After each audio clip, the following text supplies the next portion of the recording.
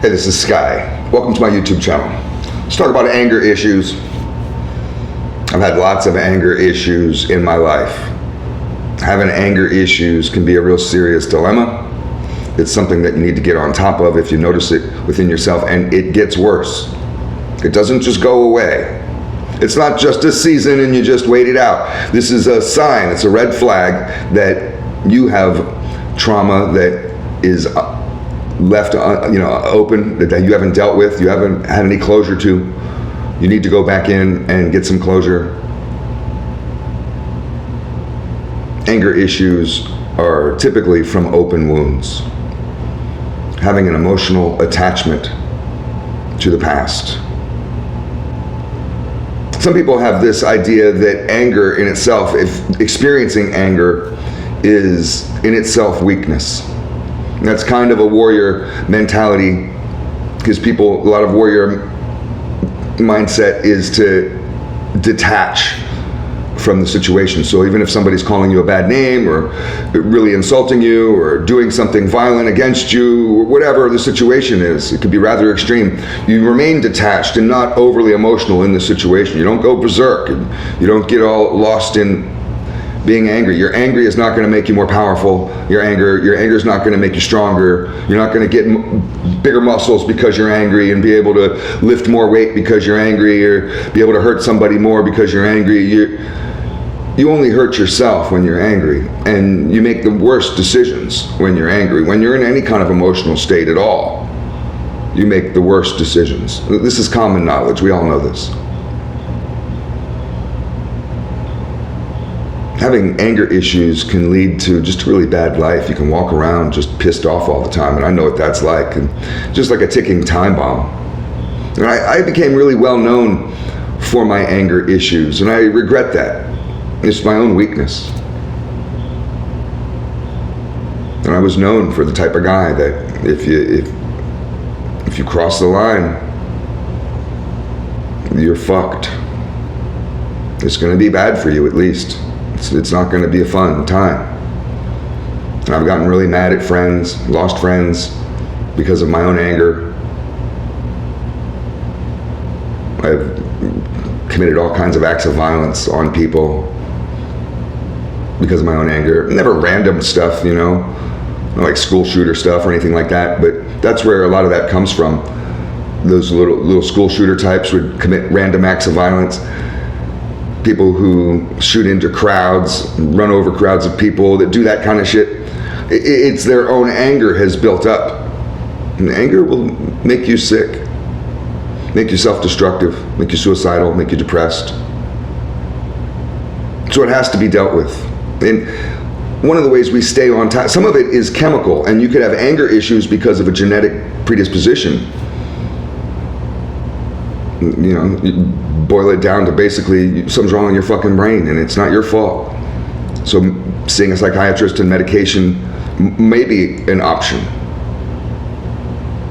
It's meditation, a good motorcycle ride, those help. And those are parts of lifestyle management chores that you can add into your life. Going out to nature, and there's all kinds of things that help, but it doesn't cure it. I don't care how much weed you smoke. I could smoke 100 joints and go on a nice long motorcycle ride and still come back and want to stick my gun down your fucking throat. It doesn't turn it off for me. Maybe it does for you, but you might not have anger issues like I do.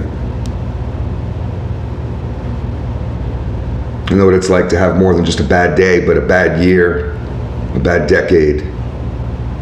Just to be generally pissed off. And to watch people slowly, one by one, drop off. And you just become more and more alone. This is all what emotional attachment does. I think one of the best tricks that I found for managing my anger is, one, like I mentioned, is lifestyle management, to stay on top of your mind, body, and soul, daily discipline, and to create a lifestyle out of that, and to manage every day, make lists, and to manage every hour of every day filled with productive mind, body, and soul activities. Sure, you have to go to work, you have to deal with your kids, you have to pay bills. We all do. But it's not enough to just stop there, because when you just stop there and plop yourself down on the couch, that's when you turn into an alcoholic. At least that's what I did. So when you turn into a drug addict, pillhead, at least that's what I did. That's when you become angry, start abusing people around you. That's what I did. It's just typical. So you have to have some sort of lifestyle management. You have to have a program. When I talk about a program, that's what I mean is your mind, body, and soul daily discipline. You have to be on it to save your own life and to be healthy and helpful for others around you. If I don't have daily discipline in my life towards this program, that anger, that monster wakes up. It just keeps coming right back into my thought process all day long. I start thinking violent thoughts and crazy thoughts, and what keeps me even is discipline. Now, the second aspect to this, which is included in my mind, body, and soul program, is creativity. And I add creativity. I talk about this in the book that I'm writing. Creativity I put under soul. So mind, body, and soul. We have, learning. We have working out. We have eating right, could be under the body. You have studying philosophy. Existentialism could be under the mind. But under the soul we have what? We have meditation, spirituality, and creativity.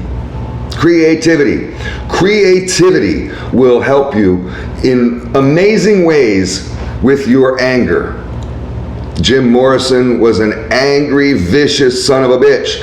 And the emotion that he displays as he's flopping around on stage, that's not just the drugs.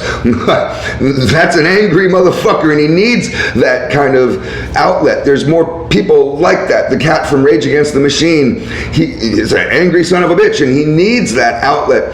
There's all kinds of artists that they need it.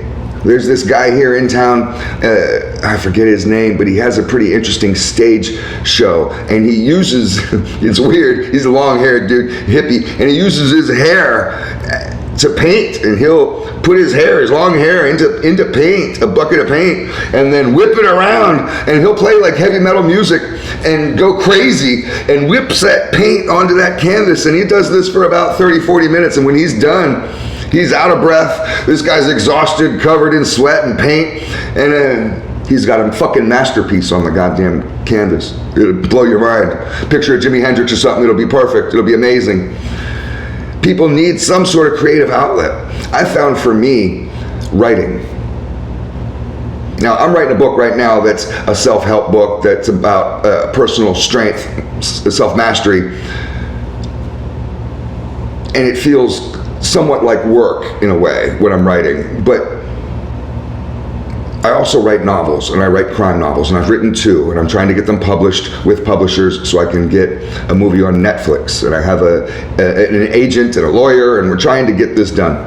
I am about to start the 3rd one because I just finished this self-help book.